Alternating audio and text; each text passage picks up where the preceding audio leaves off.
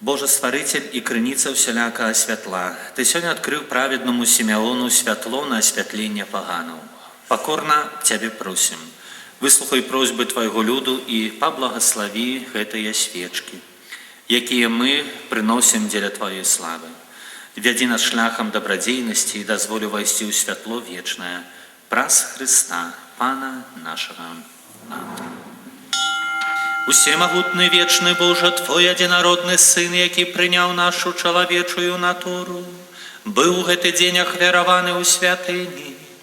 Пакорна Цябе просім, учыні, каб мы маглі з чыстымі сэрцамі стаць перад Тваім абліччам. Праз Пана наша Езуса Хрыста, Твайго Сына, які з Табою жыве і валадарыць у еднасці Духа Святога, Бог праз усе векі і вечныя. Амінь. Пан з вами. І з Духом Твоїм. Читання Святого Євангелія паводле Луки. Хвала Тобі, Пане. Калі мінулі дні іх ачышчэння паводле закону Маісея, бацькі Езуса прынеслі яго ў Єрусалім, каб прадставіць перад Панам, як напісана ў законе Пана, што кожнае першароднае дзіця мужчынскага полу павінна быць прысвечана Пану, каб прынесці ў ахвяру, як сказана ў законе Пана, пару туркавак альбо 2 галубкі. Жыў у Єрусаліме чалавек, імя якога Сімеон. Быў гэта чалавек праведны і пабожны, які чакаў суцяшэння Ізраіля. І Дух Святы спачываў на ім. Адкрыў яму Дух Святы, што ён не ўбачыць смерці, пакуль не ўбачыць Месію Пана. І прыйшоў натхнёны Духам у святыню. І калі бацькі прынеслі дзіця Езуса, каб учыніць з ім паводле звычаю закона, ён узяў яго на рукі, благаславіў Бога і казаў: «Цяпер адпускаеш слугу Твайго валадару, паводле слова Твайго у спакоі. Бо вочы мае ўбачылі збаўленне Тваё, якое падрыхтаваў Ты перад абліччам усіх народаў. Святло для асвятлення язычнікаў і хвалу народа Твайго Ізраіля». А яго бацька і маці дзівіліся таму, што было сказана пра яго, і благаславіў іх Сімеон і сказаў Марыі, маці яго: «Вось гэты прызначаны на падзенне і на паўстанне многіх у Ізраілі, і на знак, якому супраціўляцца будуць. І праз тваю душу пройдзе меч, каб выявіліся думкі многіх сэрцаў». І была там Ганна, прарочыца, дачка Фануэля з роду Асера. Яна была ў вельмі пажылым веку, пражыўшы з мужам ад дзявоцтва свайго 7 гадоў, удава 84 гадоў, якая не адыходзіла ад святыні, постам і малітваю, служачы Богу ўдзень і ўначы. І яна прыйшла ў той самы час і славіла Пана, і казала пра яго ўсім, хто чакаў вызвалення Єрусаліма. Калі яны выканалі ўсё паводле закону Пана, тады вярнуліся ў Галілею, у горад свой Назарэт. Дзіця ж расло і ўмацоўвалася, і напаўнялася мудрасцю, а ласка Божая спачывала на ім. Гэта слова Пана. Хвала Тобі, Христе.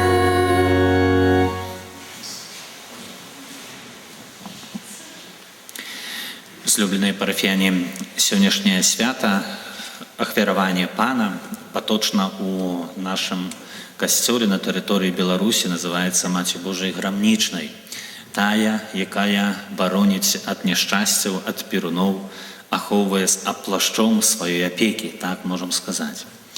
Сённяшняе свята з'яўляецца святам гістарычным, якое выплывае з габрэйскай гісторыі. Гэта свята святкавалася касцёлам, можам сказаць, з першых вякоў, таму што абапіралася на законе Старога Запавету, так як чуем у Евангеліі, першым абзацы Евангелія, што Марыя і Езус, Марыя і Юзеф панеслі Езуса ў святыню, каб прадставіць перад панам, бо так было напісана ў законе, што кожнае першароднае дзіця мужчынскага полу павінна быць прысвечана пану, каб прынесці ахвяру належную, якая таксама была прапісана ў законе. Марыя і Юзеф выконваюць літару закона старога запавету, каб паводле гэтага закона першароднае прысвяціць на служэнне Богу.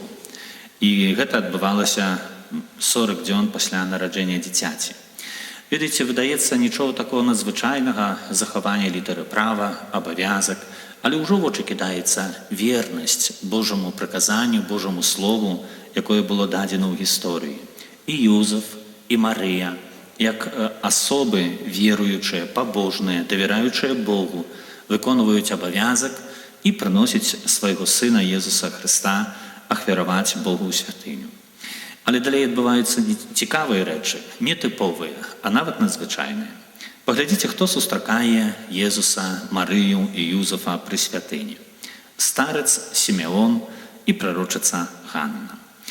Дарэчы, у старым запавеце зазвычай прарокамі былі мужчыны, але таксама стары запавет паказвае, што ёсць і жанчыны прарочыцы. І сёння можам убачыць, чаму гэтыя асобы былі упрывілеяваныя асаблівым дарам, сустракаюць Марыю, Юзефа і Езуса. Святое Пісанне паказвае некаторыя вельмі прыгожыя элементы з жыцця гэтых людзей. Напрыклад, старец Сімеон, зазначае евангеліст, быў чалавек праведны і пабожны, які чакаў суцяшэння Ізраіля. Хто такі чалавек праведны, хто такі чалавек пабожны? Чалавек праведны не толькі ведае прыказанні Бога, не толькі ведае аб'яўленне старога запавету, дзякуючы якім чакае нараджэння Хрыста, прыхода збаўцы, але ён жыве гэтым, ён гэта захоўвае. Это вельмі вялікая розніца, вельмі вялікая розніца.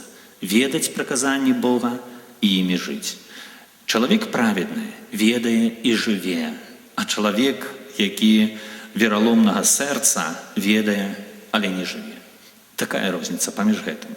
І Сімеон, як старец, ён жыве гэтымі прыказаннямі, бо аўтар натхнёны называе яго праведны і пабожны. Чалавек, які сваё практычнае жыццё накіроўвае ў адносіны з Богом. Можна быць пабожным толькі наружным чынам, рабіць від пабожнага чалавека, а можна жыць тым, што Божае, тым, да чаго Бог запрашае. І розніца ў тым, што наружы чалавек можа выглядаць таксама. Пабожны чалавек, скажам, прыходзіць у святыню, удзельнічаюць у складанні ахвяры, удзельнічаюць у правільных і патрэбных малітвах, але унутраны мір, падыход да гэтага зусім розны. Чалавек праведны і пабожны вядзе духоўнае жыццё, інтэнсіўнае духоўнае жыццё. А ў чым заключаецца інтэнсіўнае глыбокае духоўнае жыццё? Чалавек праведны і пабожны з інтэнсіўным духоўным глыбокім жыццём слухае натхненне Духа Святога. І вось эта рыса вельмі прыгожа адлюстроўваецца ў Сімеона. І што самае цікавае, Дух Святы, Тройца Святая, іна аб'яўлена была пасля ўваскрасення Хрыста. Аўтар натхнёны Лука ўжо паказвае, што Хрыстус яшчэ маленькі, нясуць яго ахвяраваць у святыню, а Сімеон ужо Духа Святога слухае ўсім сваім сэрцам, жыве Святым Духом. Ведаеце, конечно, для нас, хрысціянаў, не з'яўляецца гэта до конца здзіўленнем, таму што хоць аб'яўленне Духа Святога было пасля з мёртвых паўстання Езуса Хрыста, это не значыць, што Дух Святы не існаваў да гэтага часу. Дух Святы існаваў, толькі не быў аб'яўлены. Нават першая кніга Бібліі, кніга быцця пры стварэнні свету зазначае, аўтар натхнёны зазначае: Дух Божы узносіўся над зямлёю, над безданню. Дух Божы. Не называе яшчэ Духам Святым, але Дух Божы уносіўся. Ведаеце, духоўнае жыццё з'яўляецца вельмі важным для таго, каб Дух Святы мог гэтага чалавека уводзіць, так скажам, у таямніцы, Божыя таямніцы сярод людзей. Бо як іначай растлумачыць, што Марыя і Юзеф нясуць Езуса Хрыста ахвяраваць у святыні, Иерусалимской никому не распавядаюць занадта пра гэты цуд, што Езус, малы Езус з'яўляецца сынам Бога, а Сімеон ужо ведае. Ведае, падыходзіць, бярэ на рукі, благаслаўляе, гаворыць прароцтвы, цяпер адпускаеш слугу твайго валадару паводле твайго слова ў супакоі. Дзіўна, слова атрымаў ад Бога і адпускаеш слугу твайго. Што, якое слова? Што вочы мае убачыць твоё збаўленне перад тым, як атайду да вечнасці.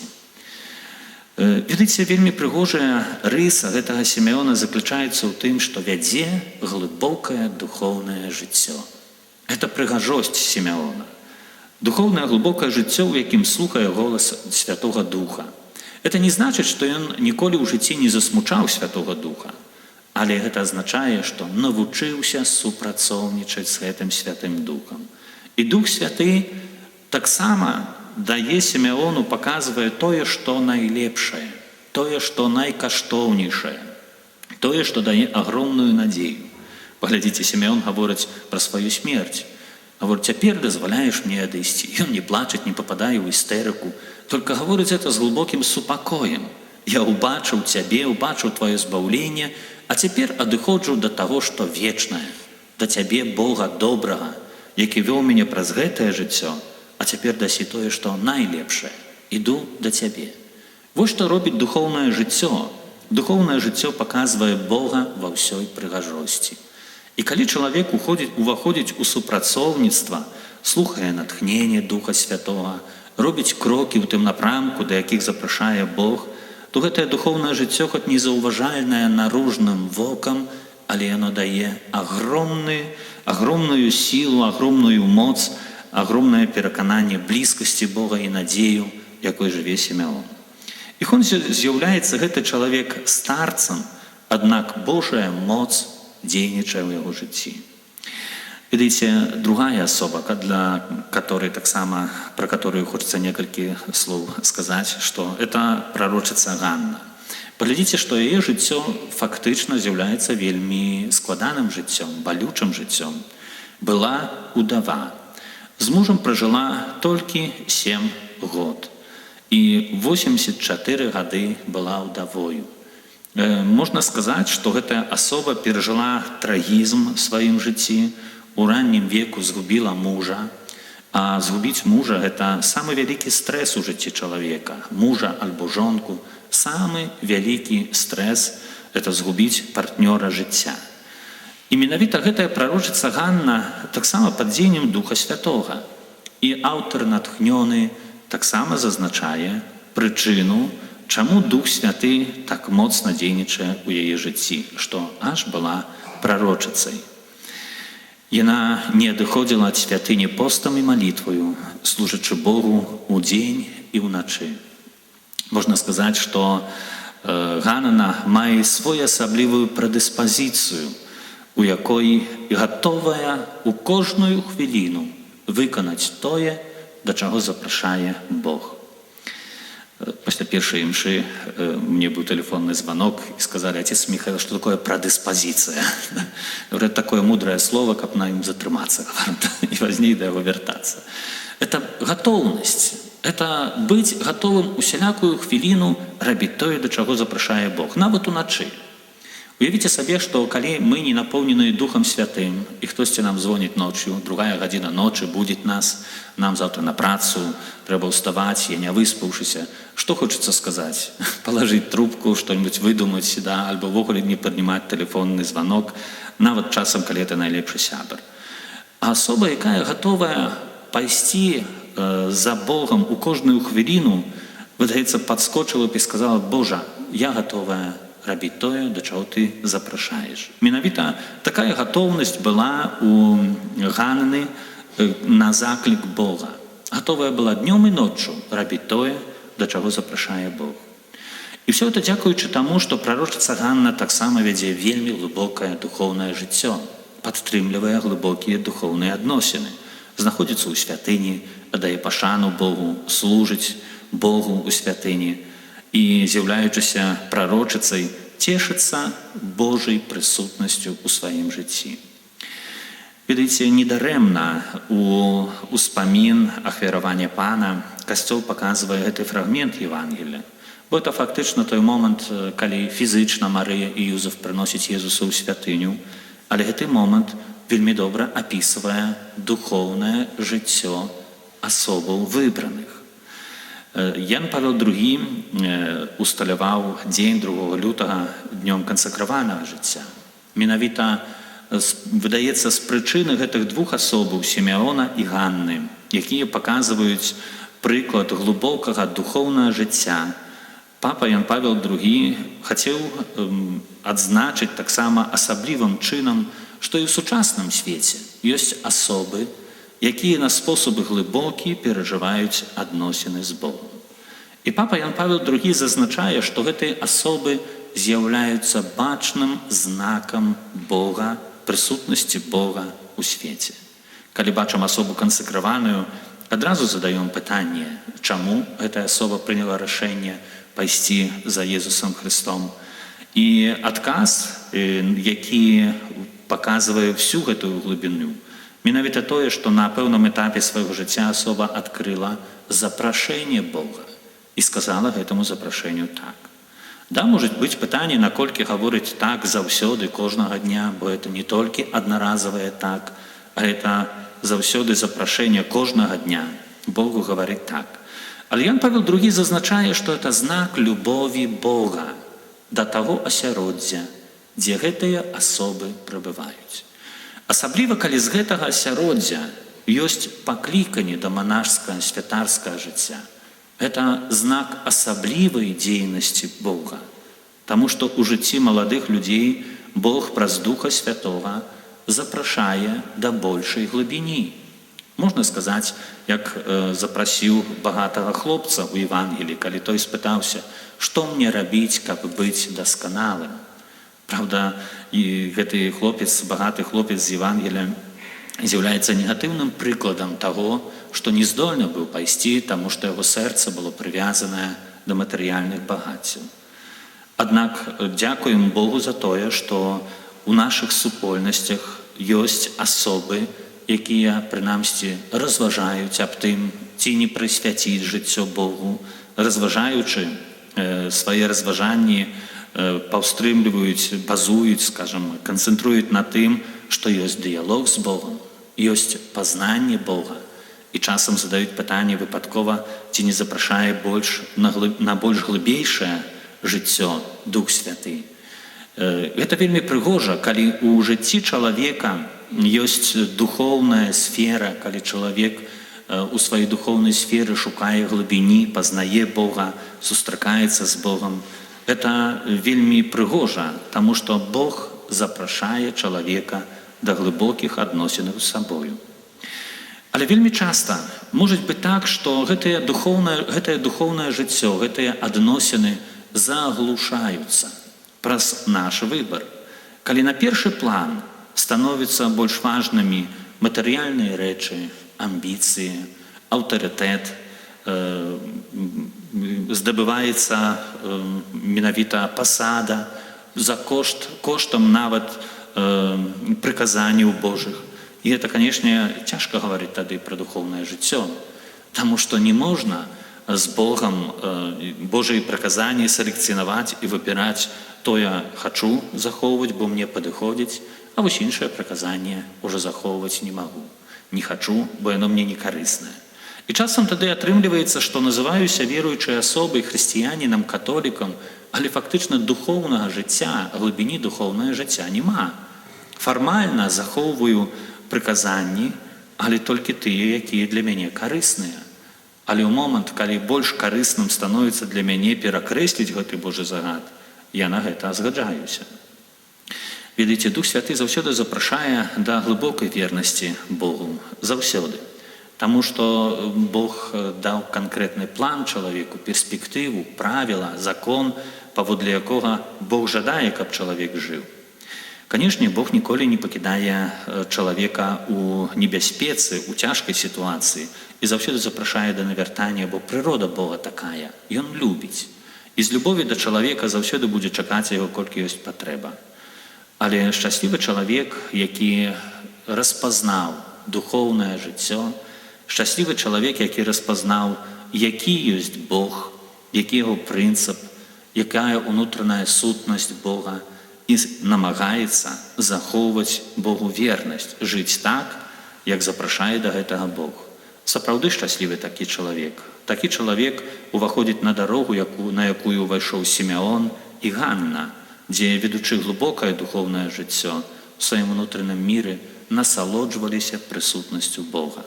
А гэта і з'яўляецца смак, які ўзгадвае неба. Толькі ў небе гэта асалода будзе намнога большая. Злюбленыя, сёння асаблівым чынам хочам Богу дзякаваць за асобу кансакраваных. Хочам дзякаваць, што і ў нашай Беларусі ёсць пакліканні. Это значыць, што Бог дзейнічае сярод нас і дзейнічае моцна, калі маладыя асобы чуюць яго голас. І хочам прасіць, па-першае, аб вытрыванні ў пакліканні тых, хто пакліканы, а другое, каб былі новыя пакліканні. Каб у нашым асяроддзі заўсёды было дастаткова тых, хто будзе сведкам Бога, сведкам Езуса Хрыста у гэтым свеце, у нашай краіне, у нашым асяроддзі. Это знак, што Бог не перастаў праяўляць любоў да нашага народа.